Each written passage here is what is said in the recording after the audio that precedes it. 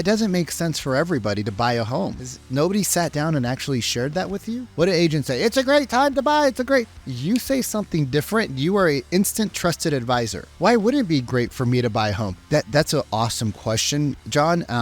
I actually have another meeting at 12:45. Basically, like for some people it makes sense and some people it doesn't based off of your situation. But I guess if it'd be appropriate, we could sit down and discuss it in a little bit more detail. And I can ask you a couple of questions and then I can give you like an analysis that I give all my top clients. Would that be helpful for you? Oh my God, that'd be so great. Well, nobody's actually ever done that for me. Everybody just says it's a great time to buy. Oh yeah, fortunately, some agents just say it's always a good time to buy it. And maybe it is, and maybe it isn't. But did they sit down with you? No. Oh, wow. Yeah, that could be problematic. Even if you just utilize the tone, the pace, the conversation, the asking of questions, allowing the prospect to talk, you're going to see all of your numbers spike.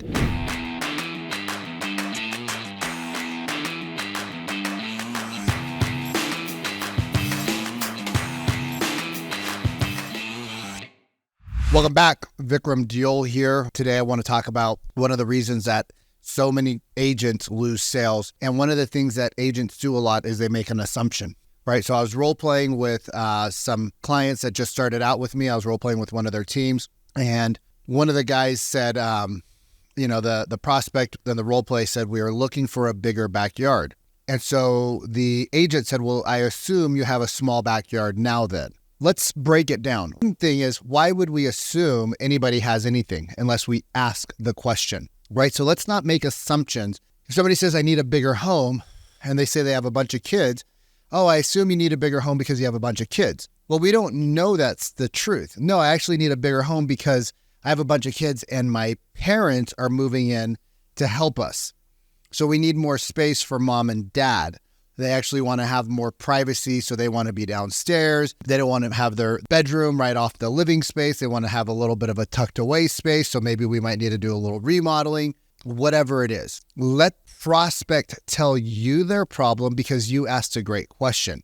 The other thing is that when you ask good questions and the prospect tells you the answer, as my mentor partner, Jeremy Miner says, it's not just they're telling you, they're also telling themselves.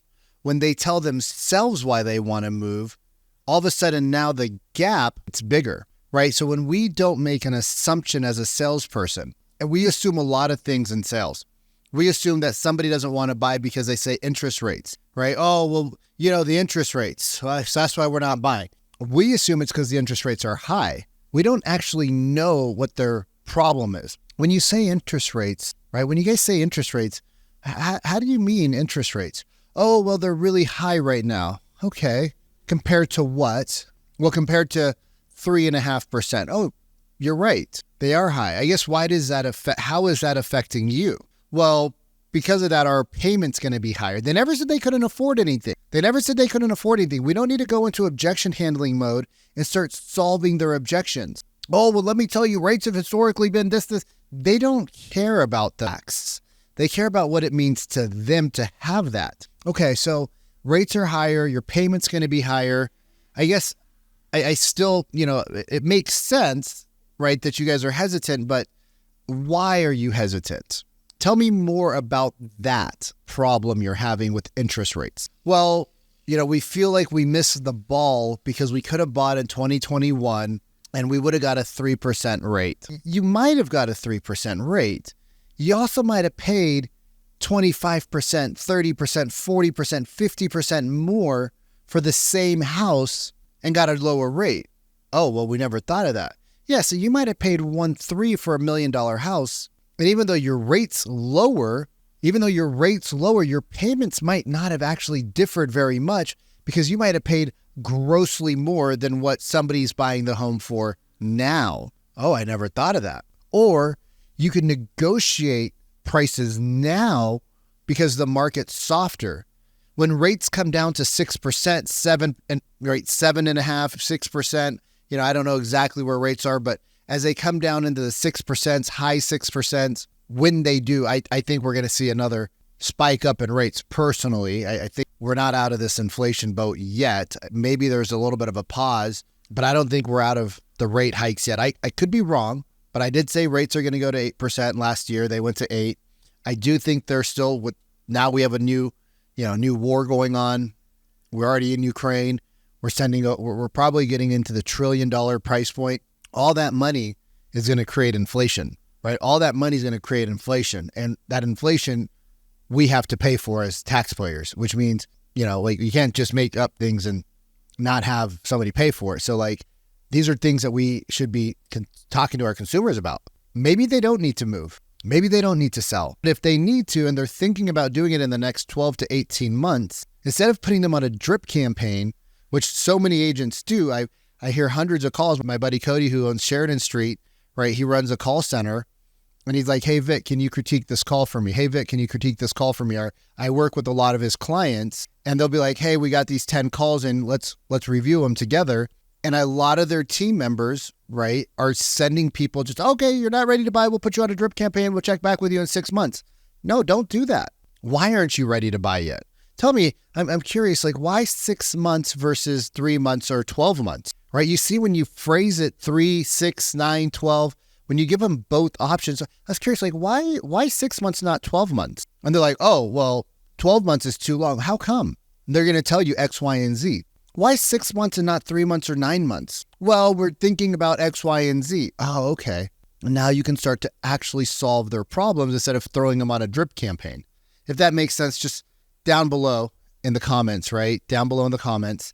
Because I could be biking right now. You guys, a beautiful day here in Medellin, Colombia. I'd love to be on the bike. But I wanted to make sure that we're getting you great content so that you can go out and utilize this in the marketplace now. This is what's winning for our private clients inside the Real Estate Sales Academy, right? Our advanced clients that are working with me personally, not another coach of mine, working with me personally 3, 4, 5 times a week to get the advanced skills to learn what to say, how to say it, and when to say it so that they can be top agents in their marketplace, selling 2, 3, 4, 5 homes extra every single month because they're learning what to say, which isn't pushing people away, it's pulling them in. So the same prospecting hours that you're doing, that they're doing, they're just getting a higher result, right? Because they're not pushing people away. So when people talk about rates, let's figure out why it matters. Okay, well, let me ask you, okay, so you want to wait till rates come down to, I don't think I heard you say that. Maybe I forgot to ask. Where did rates need to be at for you to buy? 6%. Okay. And then are you aware that right now we've had the least amount of home sales since 2000? No, I wasn't. Okay, yeah. So normally we see 5.5 million sales a year. Right now we're right around 4 million, which means there's 1.5 million people who wanted to buy that decided to wait, just like you guys are thinking. When those people come into the market, right, they're going to trickle in. Some people are going to be a 6.5. Some people are going to be a 7. Some people are going to be a 7.25. When those people start to trickle into the market as we get into the mid 6s, it could take a year, 2 years, 3 years, 4 years. I don't know. We might see 9s before we see 6s, right? There's a lot of economists on both sides that say we're going to see 9s, 10s, maybe even 11s before we see 6s. And there's a lot of people that say we're going to see 6s and we're never going to go past the 8 that we saw back in October. So it could go both ways, right? I don't know. But let's say we get to the 6.5% in the next 12 to 18 months. More buyers, less buyers, more buyers. And if there's more buyers, which way do you think prices are going to go? Down or up? Down or up? See his finger, down or up? Even if you're on the phone, down or up? And I always like to put the answer that I want them to say based off of my research at the end, right? So if there's more buyers, right, which logically would make sense? Prices going down or prices going up? Probably prices going up. Oh. And then what happened in 2021? You guys said you missed out in 2021. What happened there? Well, we didn't want to buy it. Why not? Well, because there was multiple offers. It was a crazy bidding war. Okay, so if there's multiple offers again, would you guys want to actually buy in that kind of an economy? Well, no, we wouldn't. Why not? Well, because then we're going to pay more. Oh, okay. So, and I'm just throwing this out there because I know I called you out of the blue. Only if you would find this helpful. What we could do is we could put some time aside on both of our calendars. And I guess I could share with you the 3 most important things that I tell all of my top clients that are thinking about waiting, thinking about maybe buying, they're just on the fence. And we could talk about 3 different strategies. We could talk about waiting for rates to come to where you want them. We could talk about buying in the next 90 to 180 days.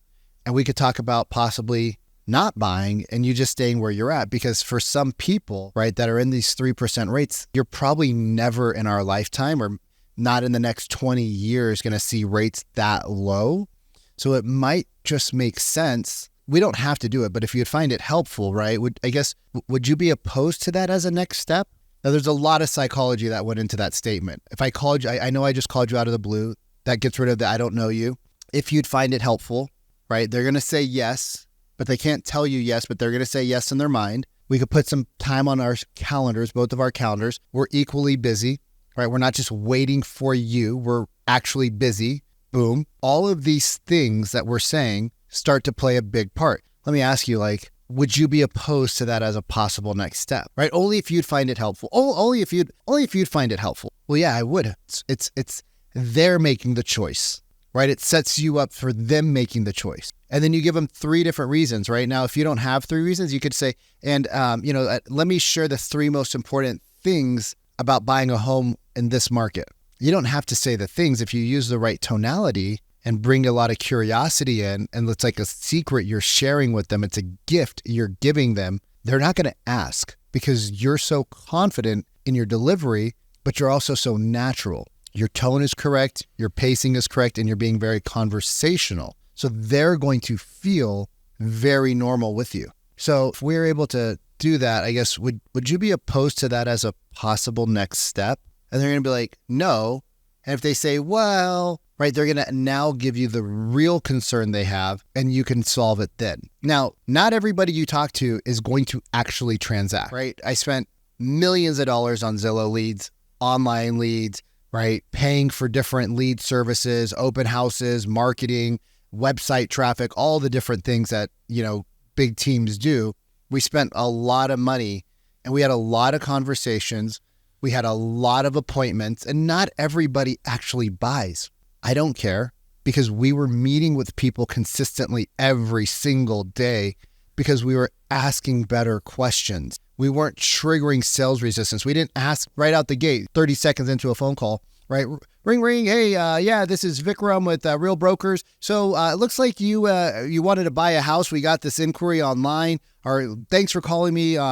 About my sign call. Looks like you're ready to buy a home. Are you pre-approved? You guys, I've heard that before. Not once, not twice, not 3 times, thousands of times from agents that are doing anywhere from 0 transactions a year to agents that are doing 40 to 50. And they probably be doing 80 to 100. But a lot of times with the people like, oh no, we're not ready. Look, cool. We'll just put you on a drip. Click. Guys, we were doing $50, $60 million a year. We met with everybody we could. 2 to 3 appointments a day, right? We were calling back everybody. Hey, has anybody sat down to educate you on the 3 most important things about why buying a home today might actually be detrimental? What do you mean? Yeah, well, it doesn't make sense for everybody to buy a home. Has nobody sat down and actually shared that with you? What do agents say? It's a great time to buy. You say something different. You are an instant trusted advisor. Why would it be great for me to buy a home? That's an awesome question, John. I actually have another meeting. Oh my God, it's 12:42 right now. I got a meeting at 12:45. Basically, like for some people it makes sense and some people it doesn't based off of your situation. But I guess if it would be appropriate, right? If it'd be appropriate, we could sit down and discuss it in a little bit more detail. And I can ask you a couple of questions, and then I can give you like an analysis that I give all my top clients.